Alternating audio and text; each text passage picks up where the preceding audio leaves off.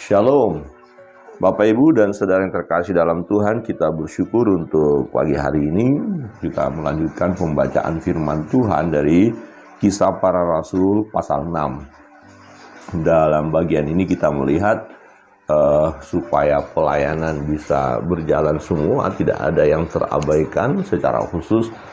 Jangan sampai pemberitaan firman Allah dan doa-doa terhalangi oleh karena pelayanan-pelayanan meja, oleh karena mengurusi kebutuhan-kebutuhan makan minum dan yang lainnya. Jadi supaya pelayanan itu berjalan semua seimbang, jadi perlu ada pembagian tugas. Nah, dibutuhkan tenaga-tenaga untuk melayani. Jadi tidak hanya rasul-rasul melayani, tetapi para rasul minta supaya ada yang membantu ya. Tetapi yang membantu adalah juga sebagai hamba Tuhan, gak boleh sembarangan. Jadi ada kriterianya juga. Nah, kita melihat firman Tuhan. Mari kita membaca firman Tuhan dari Kisah Para Rasul 6 itu, ayat pertama. Kita mau baca bersama-sama ayat pertama dan seterusnya.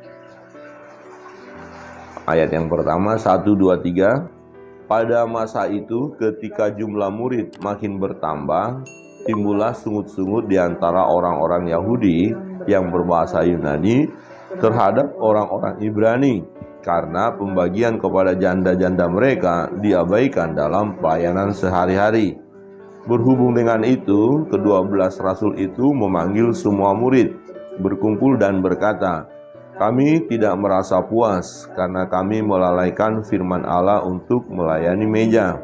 Karena itu, pilihlah 7 orang dari antaramu yang terkenal baik dan yang penuh roh dan hikmat, supaya kami mengangkat mereka untuk tugas itu, dan supaya kami sendiri dapat memusatkan pikiran dalam doa dan pelayanan firman."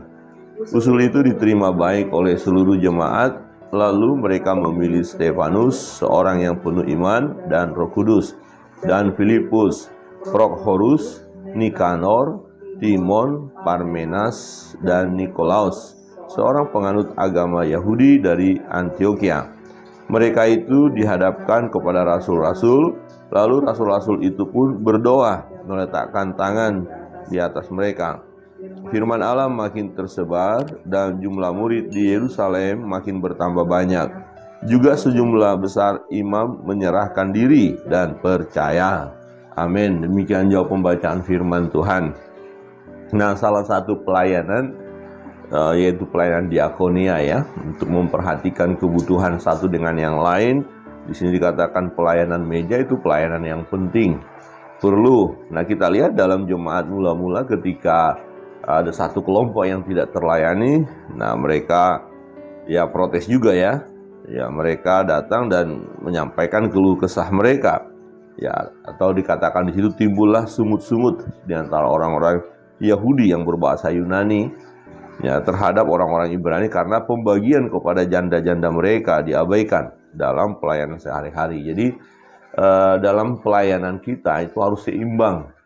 Ya, pelayanan diakonia juga harus jalan ya, pemberitaan firman juga harus jalan, tidak boleh diabaikan, dan juga doa. Tetapi kalau hanya rasul-rasul yang melayani kan, maka tidak akan semua terlayani dengan baik. Itu sebabnya para rasul mengusulkan untuk dipilih ya orang-orang yang memang bisa diandalkan atau siap melayani. Nah, ciri-cirinya jelas sekali kalau kita lihat di ayat 3. Karena itu saudara-saudara, pilihlah 7 orang dari antaramu yang terkenal baik. Ya, jadi orang yang melayani bagian diakonia atau yang melayani sebagai pengurus ya, pengurus gereja katakan begitu ya, siap melayani, mendukung hamba Tuhan supaya hamba Tuhan nanti fokus kepada firman dan doa ya. Jadi yang mendukung bagian meja atau diakonia ini juga bukan orang sembarangan ya, bukan siapa yang mau silakan, bukan.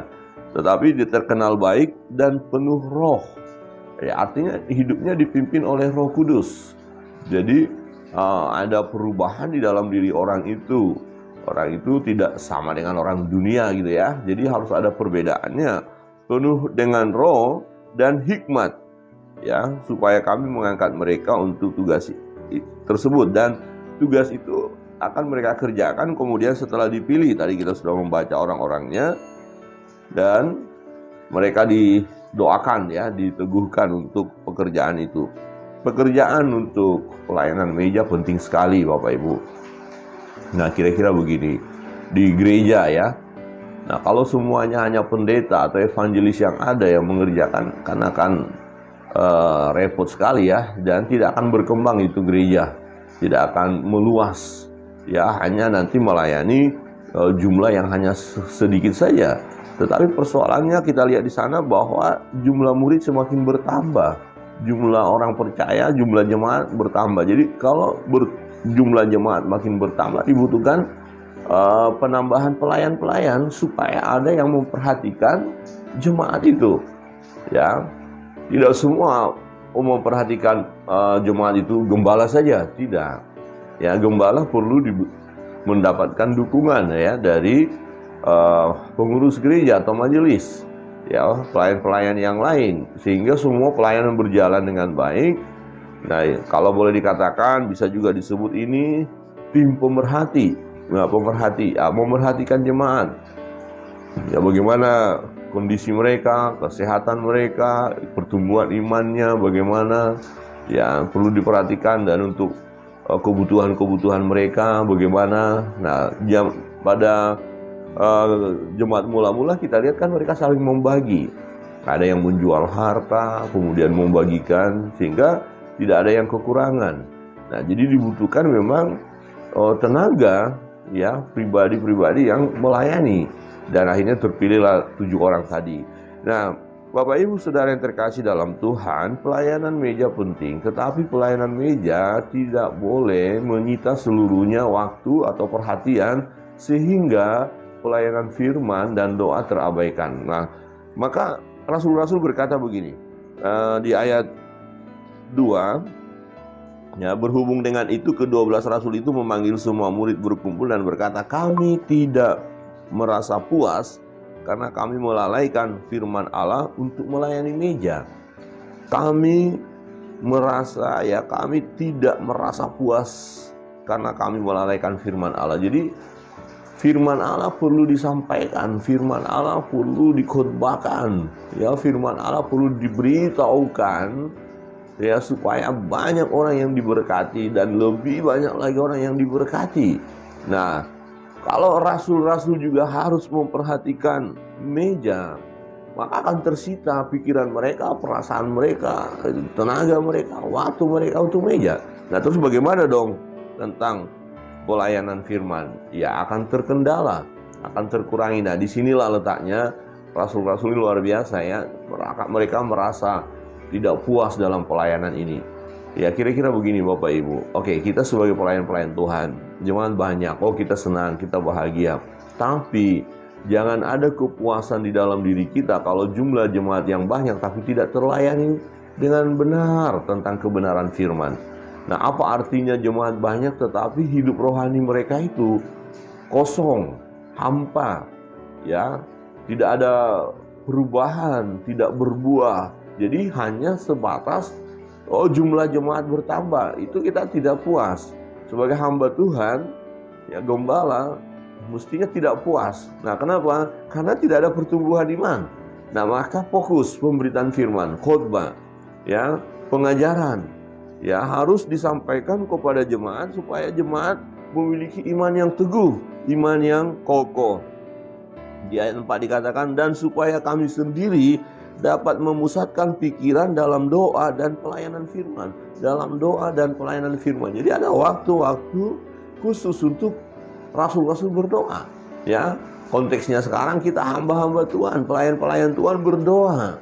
Ya, ada waktu khusus. Nah, terus bagaimana dengan diakonia yang memperhatikan? Ada orang yang kita sudah tetapkan. Jadi semua pelayanan akan berjalan dengan baik. Bapak Ibu Saudara yang terkasih dalam Tuhan, dan ketika rasul-rasul memberitahukan hal itu, menarik sekali, ya, jemaat ini sungguh luar biasa memahami arti pelayanan. Maka dikatakan Nah, ayat 5, usul itu diterima baik oleh seluruh jemaat. Jadi benar.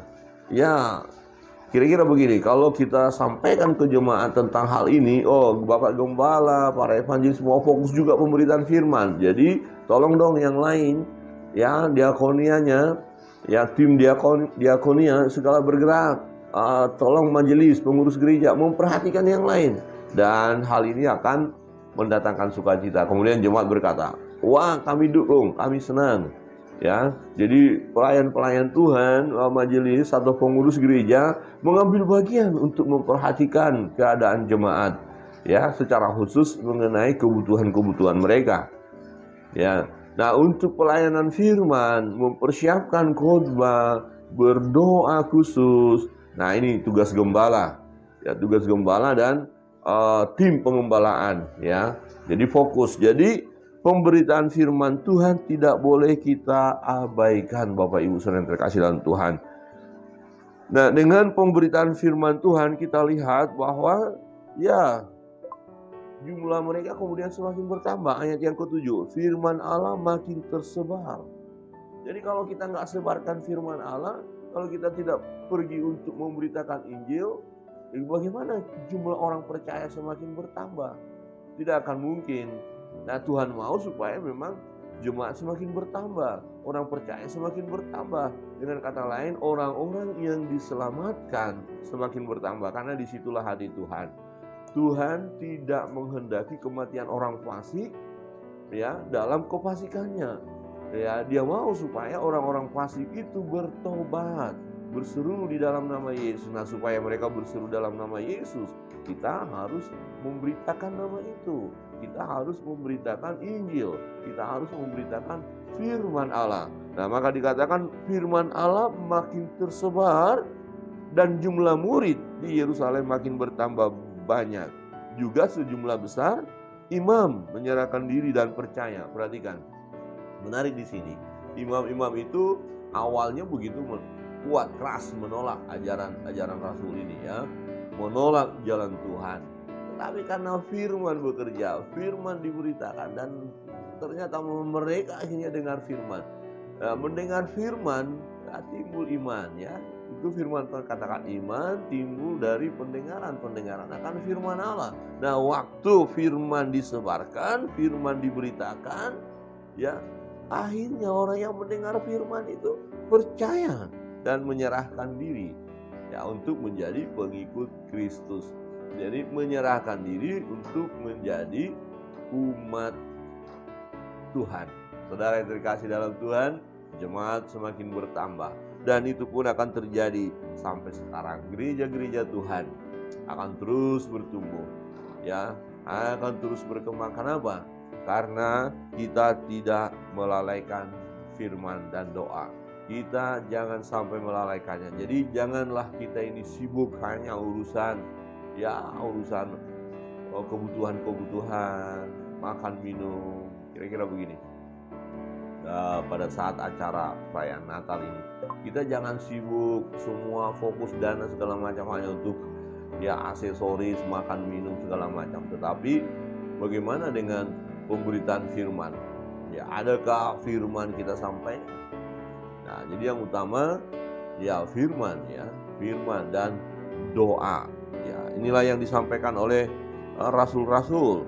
Oke, bisa saja pelayanan kita semakin berkembang, pelayanan kita semakin besar, luar biasa, jemaat semakin banyak, tetapi jangan lalaikan, jangan asik hanya mengurusi hal-hal yang material saja, tetapi kita harus mau fokus tetap kepada pemberitaan firman. Jadi jangan puas, jangan puas kalau kita belum terus menyebarkan firman Allah. Jangan puas kalau kita belum menyebarkan secara lebih luas lagi akan Injil kebenaran itu. Amin. Bapak Ibu Saudara yang terkasih dalam Tuhan, dalam setiap pelayanan kita, semua pelayanan penting, diakonia penting, ya, semuanya penting. Kita mau melayani setiap pribadi tentang hal kebutuhan mereka penting, tetapi jangan sampai terabaikan pemberitaan firman Allah. Firman Allah harus terus disebarkan. Ketika firman Allah makin tersebar, maka jumlah murid akan terus bertambah, jumlah orang percaya akan bertambah, jumlah gereja akan bertambah. Dan ya, gereja tidak berbicara gedung ya, tetapi orang percaya. Ya, orang percaya akan semakin berkembang dan meluas, karena kehadiran orang-orang percaya akan menjadi berkat bagi banyak orang lain. Kiranya kebenaran firman Tuhan pada pagi hari ini menolong kita, supaya kita jangan lupa ya untuk terus setia melayani, dan kita sendiri dipakai oleh Tuhan untuk menyebarkan firman Allah. Firman Allah makin tersebar dan jumlah murid semakin bertambah. Tuhan Yesus memberkati kita sekalian.